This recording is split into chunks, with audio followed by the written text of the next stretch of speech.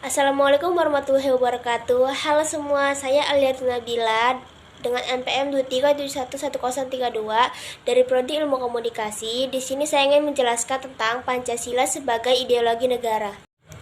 Konsep Pancasila sebagai ideologi negara. Istilah ideologi berasal dari kata idea yang artinya gagasan, konsep, pengertian dasar, cita-cita, dan logos yang berarti ilmu. Ideologi secara etimologis artinya ilmu tentang ide-ide atau ajaran tentang pengertian dasar.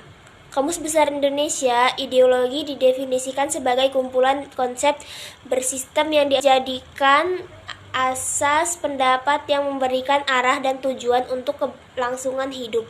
Ideologi juga diartikan sebagai cara berpikir seseorang atau suatu golongan. Ideologi dapat diartikan paham, teori, dan tujuan yang merupakan satu program sosial politik. Ideologi menurut para ahli.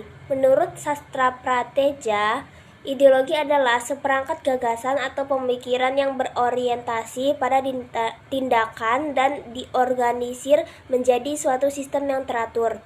Menurut Soerjanto, ideologi adalah hasil refleksi manusia berkat kemampuannya menjaga jarak dengan dunia kehidupannya.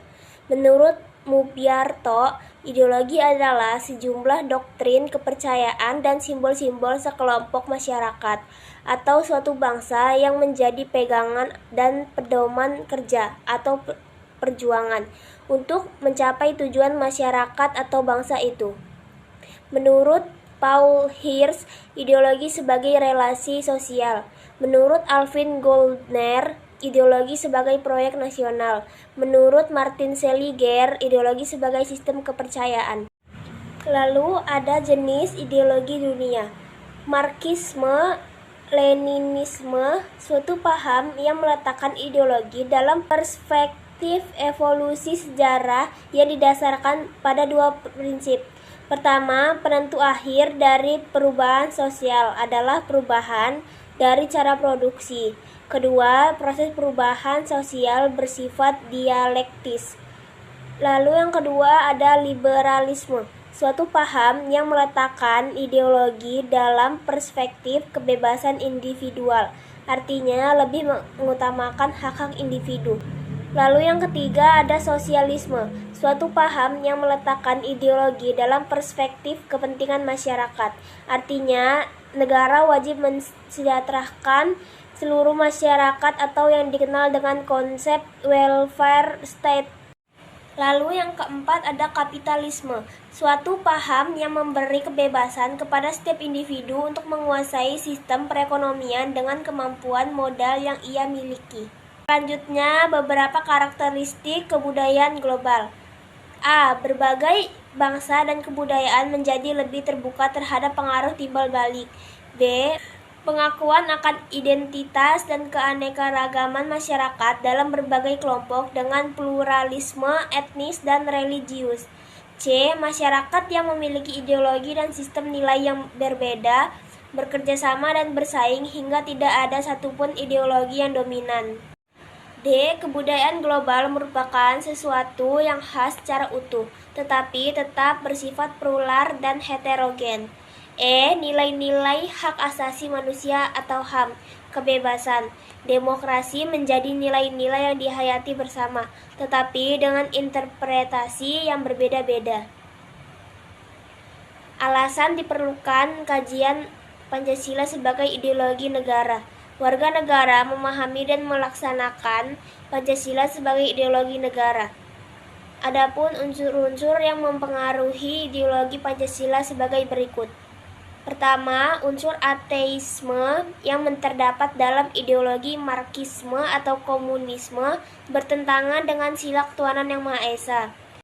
Yang kedua, ada unsur individualisme dalam liberalisme tidak sesuai dengan prinsip nilai gotong royong dalam sila keadilan sosial bagi seluruh rakyat Indonesia. Yang ketiga, ada kapitalisme yang memberikan kebebasan individu untuk menguasai sistem perekonomian negara tidak sesuai dengan prinsip ekonomi kerakyatan. Penyelenggara negara memahami dan melaksanakan Pancasila sebagai ideologi negara. Unsur penting dalam kedudukan Pancasila sebagai orientasi kehidupan konstitusional, yaitu ada kesediaan untuk saling menghargai dalam kekhasan masing-masing.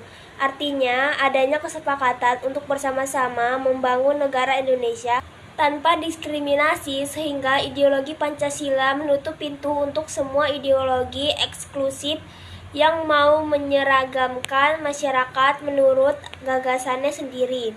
Kedua, aktualisasi 5 sila Pancasila, artinya sila-sila dilaksanakan dalam kehidupan bernegara.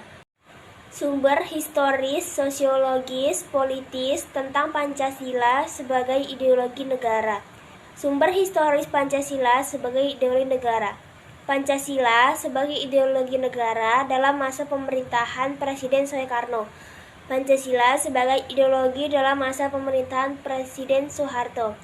Pancasila sebagai ideologi dalam masa pemerintahan Presiden Habibie. Pancasila sebagai ideologi dalam masa pemerintahan Presiden Abdurrahman Wahid. Pancasila sebagai ideologi dalam masa pemerintahan Presiden Megawati. Pancasila sebagai ideologi dalam masa pemerintahan Presiden SBY. Sumber sosiologis Pancasila sebagai ideologi negara. Unsur-unsur sosiologis yang membangun Pancasila sebagai ideologi negara meliputi hal-hal sebagai berikut. Pertama, sila ketuhanan yang Maha Esa. Kedua, sila kemanusiaan yang adil dan beradab. Ketiga, sila persatuan Indonesia.